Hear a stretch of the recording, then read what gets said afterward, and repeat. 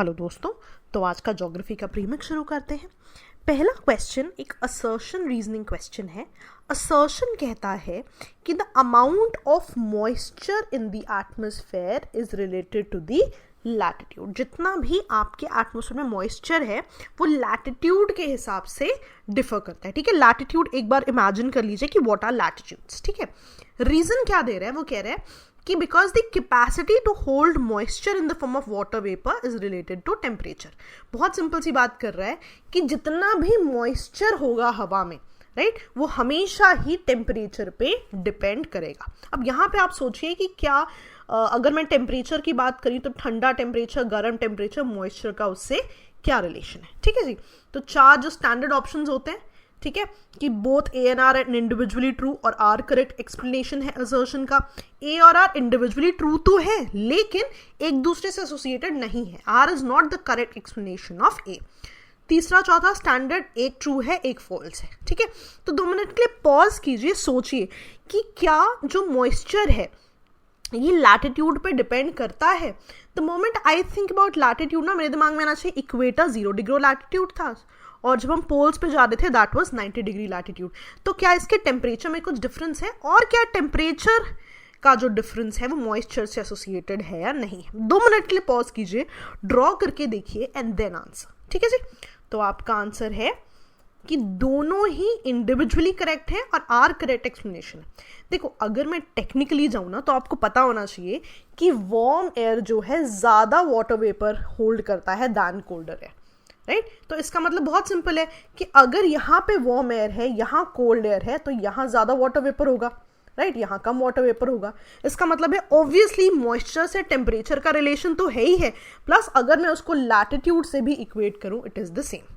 लेकिन मान लो अगर मुझे नहीं भी पता था ना, मेरे दिमाग में इतना आना चाहिए था कि मॉइस्चर की बात हो रही है, चलो मैं बारिश से कंपेयर कर लेता हूँ। इतना मुझे पता है कि इक्वेटर के रीजन्स में ज़्यादा बारिश है और पोल्स में कम बारिश है। इसका मतलब है कहीं ना कहीं मॉइस्चर जो है टेम्परेचर से रिलेटेड तो होगा ही, क्योंकि इक्वेटर और पोल से सबसे बड़ा डिफरेंस क्या है, टेम्परेचर का डिफरेंस है कि यहाँ गर्मी की बात हो रही है और यहाँ काफ़ी ज़्यादा कम टेम्परेचर की बात हो रही है। और जैसे ही मैंने इक्वेटर और पोल्स को कंपेयर किया, डेफिनेटली लैटिट्यूड्स तो डिफरेंट है ही है। तो मान लो अगर आपको कॉन्सेप्ट नहीं भी पता था ना तो आप लॉजिकली इस आंसर को समझ सकते थे। ठीक है जी, तो आपको समझ में आ गया लैटिट्यूड, टेम्परेचर, मॉइस्चर तीनों ही एसोसिएटेड हैं एक दूसरे से। ठीक है जी, सिंपल था। चलिए अगले क्वेश्चन पे आते हैं। अगला क्वेश्चन ना वेस्टर्लीज की बात करता है। वेस्टर्लीज के बारे में थोड़ी एक्सप्लेनेशन है कि वेस्टर्लीज क्या होती है। आपको पता होना चाहिए what is westerlies. Now which of the following are most influenced by them throughout the year. देखो, 2 कीवर्ड्स हैं। पहले throughout the year influence की बात है, एंड हो सकता है कि कुछ ऐसे ऑप्शंस हों आपके पास जो एक से ज़्यादा सही बन सकते हैं, इसीलिए एक और कीवर्ड है मोस्ट इन्फ्लुएंस्ड। ठीक है जी, तो 4 टाइप के क्लाइमेट की बात हो रही है, British climate, tundra climate, taiga climate and equatorial climate.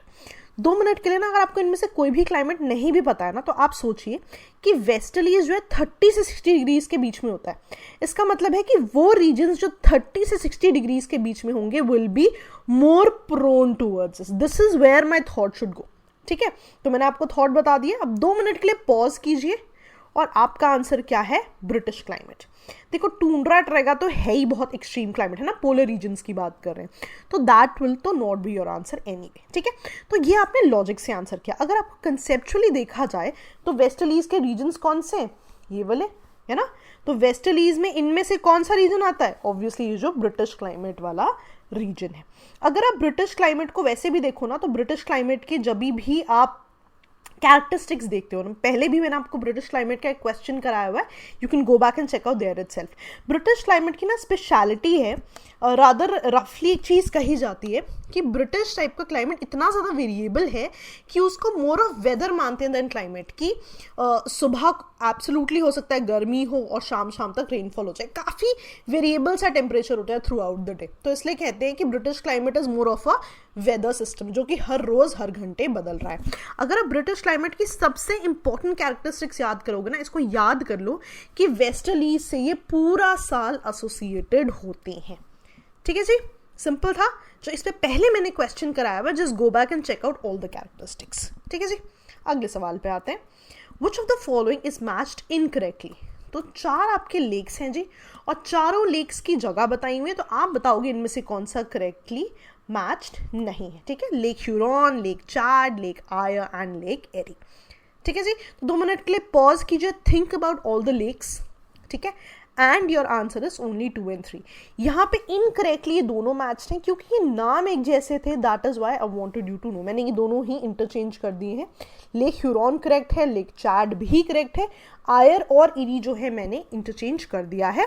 दोनों की स्पेलिंग में हल्का सा डिफरेंस है, ध्यान रखिएगा, ठीक है जी। तो जैसा कि आपको पता है, lake Huron North America, lake Chad Africa, lake Eyre Australia and lake Erie जो है that is your North America, ठीक है। तो जैसा कि मैंने बताया, मैंने यहाँ पे इंटरचेंज कर दिया था, तो क्योंकि इनकरेक्ट बताने थे, इट इज 2 and 3। चलिए नेक्स्ट क्वेश्चन पे आते हैं। स्टैंडर्ड सवाल एनसीईआरटी के पीछे जो सवाल होते हैं वहां से लिया है मैंने।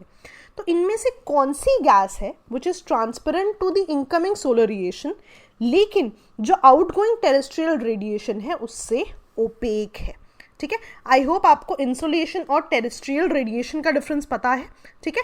तो कौन सी ऐसी गैस है जो कि इनकमिंग सोलर रेडिएशन को तो आने देती है लेकिन it is opaque to the terrestrial radiation, ठीक है। स्टैंडर्ड सा सवाल है, इसका आंसर आपको डेफिनेटली पता होना चाहिए, कार्बन डाइऑक्साइड। आपकी एनसीईआरटी में ऐसी की ऐसी लाइन दी हुई है जहां क्लाइमेट का चैप्टर आता है, ठीक है जी।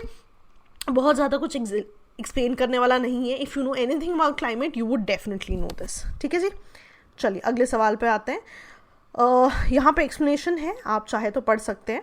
ओके, इन जियोमॉर्फोलॉजी निक पॉइंट क्या होता है, ठीक है। तो I have taken this question from one of the state exams, ठीक है। जियोमॉर्फोलॉजी की जो ये टर्मिनोलॉजीज हैं ये कुछ इंपॉर्टेंट हो जाती है, मैंने पहले भी डिस्कस की है। जो भी आपके प्रीमिक्स में हम डिस्कसिंग टर्मिनोलॉजीज एटलीस्ट वो आपको पता होनी चाहिए, ठीक है जी। तो निक पॉइंट क्या होता है? पहला ऑप्शन क्या कहता है? सेडिमेंट है जो कि विंड ब्लोन सिल्ट से फॉर्म हो रहा है, ठीक है। दूसरा क्या कहता है? रिवर या चैनल का पार्ट है जहां पे यदि एक रिवर और चैनल स्लोप पे बह रहा है तो सडन शार्प चेंज होगा उसकी स्लोप पे, ठीक है। और तीसरा कह रहा है कि स्पेसिफिकली डेजर्ट रीजन्स के सैंड में ये पर्टिकुलर निक पॉइंट होता है। चौथा है नन ऑफ द अबव। आपका आंसर क्या है? ये। Now if you read it properly, वो कह रहा है एक रिवर या चैनल का पार्ट है जहां पे सडन चेंज आता है उसकी स्लोप में। फॉर एग्जाम्पल देख रहे हो, if a river is coming from here, there is sudden change in the slope. If it's coming here, it's sudden change in the slope. So this is your nick point, ठीक है। ये कुछ standard definitions हैं जो आपको पता होनी चाहिए। मेरी कोशिश रहती है हर बार कोई नए तरीके का सवाल या कोई नए टर्म्स आपसे डिस्कस की जाएं, तो इन सभी चीज़ों को आप याद रखें। Keep on revising them, download the compilations, try to solve them again and again. Pre-cure पढ़ी, you will see, you will definitely get a lot of more marks than a lot of other aspirants, ठीक है जी। चलिए, that was all from my end दोस्तों। Okay दोस्तों, bye bye.